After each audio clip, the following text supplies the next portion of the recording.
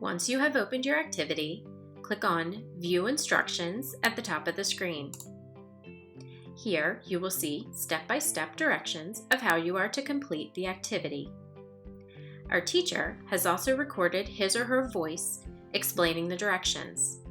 Click Play Instructions to hear them.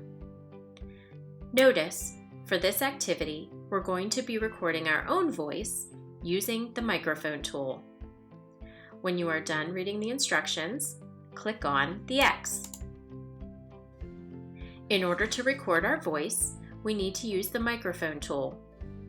On the left-hand side, click on the microphone.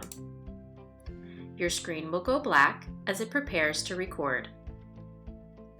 When it has started recording, the top of your screen will turn red, and your microphone icon will turn into a red pause button.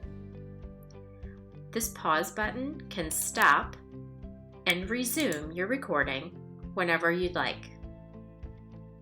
Complete the activity as the computer continues to record your voice. When you are finished your recording, click on the green Done button on the right-hand side. Notice my screen no longer has turned red and the toolbar has disappeared from the left-hand side.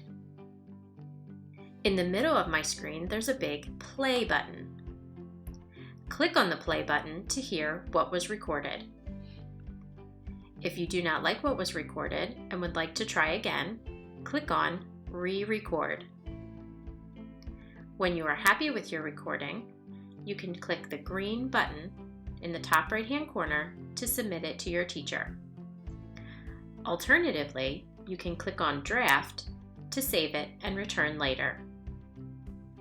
I'm going to click on the green checkbox to submit it to my teacher. When it has been submitted, it will take you back to your journal.